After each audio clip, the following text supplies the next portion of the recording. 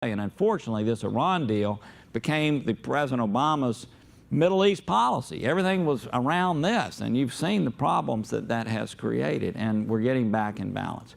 So we're pushing back against those activities. But what I say to the President, and this is what Tillerson, Mattis, and McMaster say to the President, is, well, these are my words, not theirs. You can only tear the agreement up one time.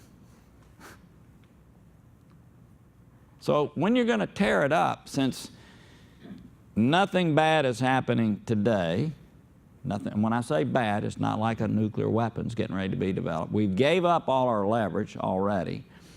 So wait until you have your allies aligned with you. Radically enforce it. If you radically enforce it, they're liable. And right now, I know that we're asking, maybe I'm not supposed to, I know we're asking to get into various facilities in Iran. If they don't let us in, boom. But what you want is, you want the breakup of this deal to be about Iran. You don't want it to be about the United States, because we want our allies with us. We want our allies with us. And at the end of the day, I know Tillerson's goal is to negotiate a follow-on that ensures that they never enrich uranium. That's the problem here. Think about it. I had a group that came in the other day. They want to be involved in developing nuclear plants in the Middle East. Okay? They're serious, by the way, and they have a consortium together that's working on it.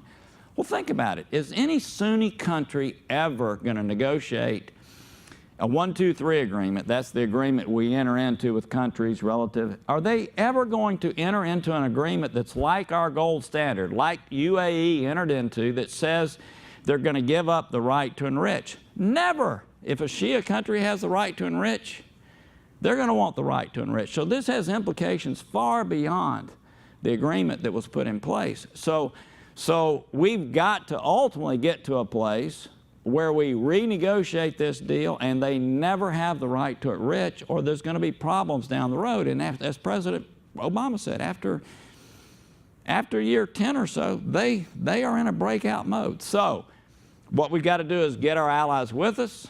We've got to radically enforce. When we have a plan where we're going to develop a policy outcome, that is the time. That is the time. But to do it today, where you self-create a crisis, you're out of the agreement, you start putting sanctions in place, you lose your European allies. We've got a crisis in Syria, we've got a crisis in North Korea, we've got issues to deal with Russia. I'd just say that maybe you think about a better time to do it when you're looking for a strategic outcome.